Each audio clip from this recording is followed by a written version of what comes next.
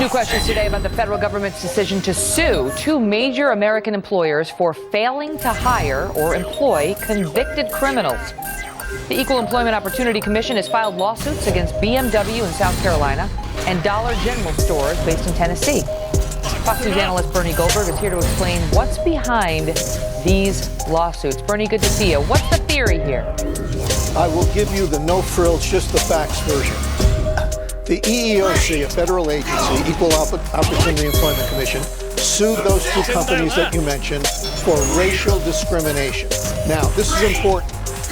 There are no memos, there are no voicemails, there are no emails indicating that somebody said, let's not hire black people here. The EEOC isn't even alleging that. But the companies had criminal background checks. And federal statistics show that blacks are convicted far, far more often than whites of serious crimes.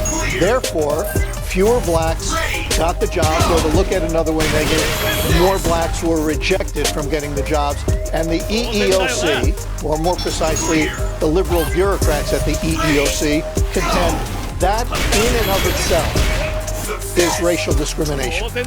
They say, and I quote, it is an issue of fairness.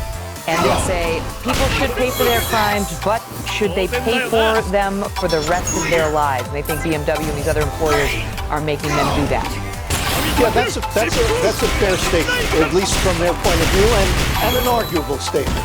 Their position is that each case should be handled individually, that the employer should go to the prospective job seeker, and he or she should have the opportunity to say, you should hire me despite my conviction on murder charges years ago, or armed robbery, or whatever it is. And that's not a crazy point of view. The companies are put in a tough spot, because if they hire somebody with a violent background, because they're required to, what if that person goes off on a customer or a fellow worker?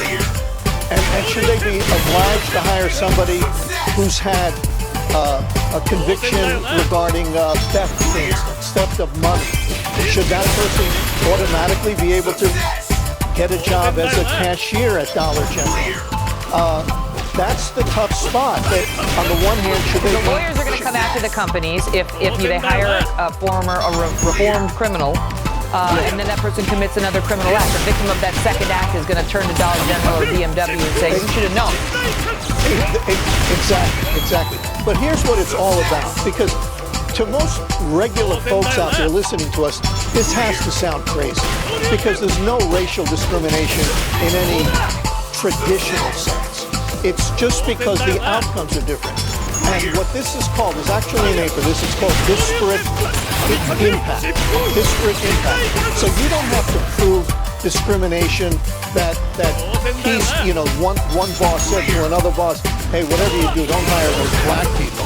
You don't have to prove that. That doesn't even have to. No, it's a numbers game. You don't have to prove it. It doesn't have to exist. It's a numbers game. They say that 37% of those behind bars last year were black, even though blacks make up only 13% of the U.S. population. Right. And they say, therefore, if you have a blanket policy that if you have a criminal background, you can't get hired, it of course, is going to affect black people, they believe, disproportionately to whites.